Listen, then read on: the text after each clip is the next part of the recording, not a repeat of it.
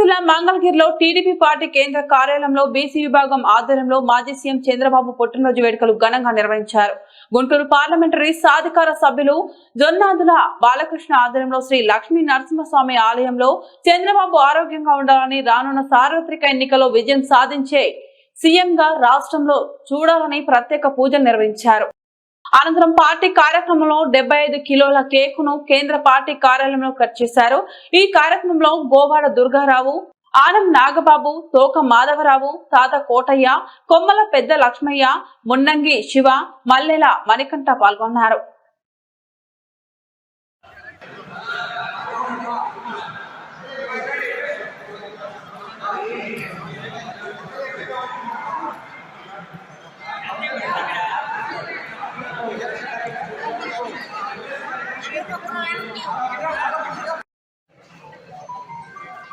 Telugu Desam party జాతీయ ప్రధాన కార్యదర్శి నారా చంద్రబాబు నాయుడు గారు జన్మదినోత్సవం సందర్భంగా 74 సంవత్సరాలు పూర్తి చేసుకుని 75 సంవత్సరాలు అడుగుపెడుతున్న ఈ సైకో ప్రభుత్వం పోవాలి.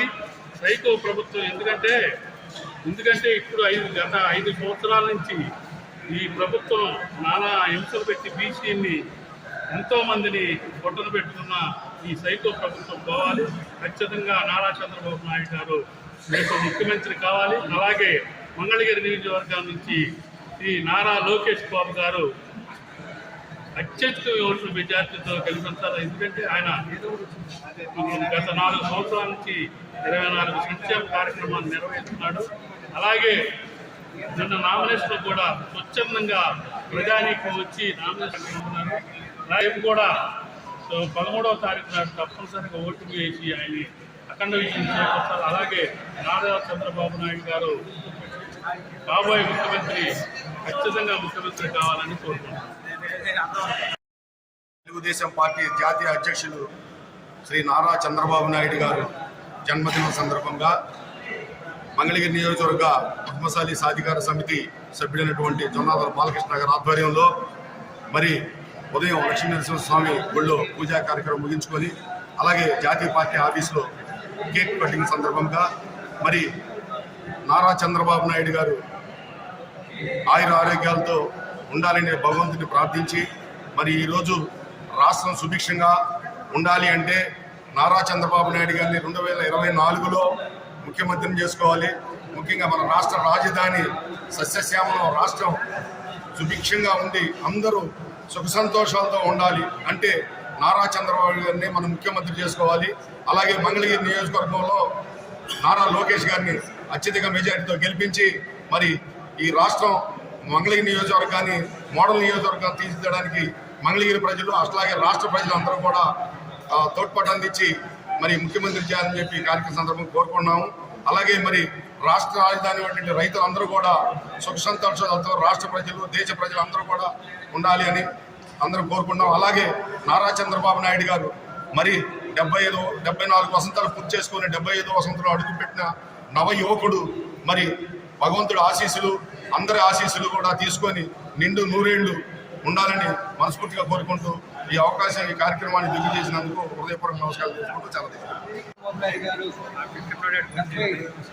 చాలా పూర్తి చేసుకొని 74 జాతీయ అధ్యక్షులైన నారా చంద్రబాబు నాయుడు గారు 74 సంవత్సరాలు పూర్తి చేసుకొని 75వ సంవత్సరం అడుగుపెడుతున్న ఈ సమయంలో ఆంధ్రప్రదేశ్ అమరావతి రూపకల్ప కర్తైన నారా చంద్రబాబు నాయుడు గారు ఈరోజు మరి ఆయన రోజు 74 నుండి 75 చేసుకుంటున్నారంటే మన రాష్ట్ర ప్రజలు ఎంతో సంతోషపడాలి.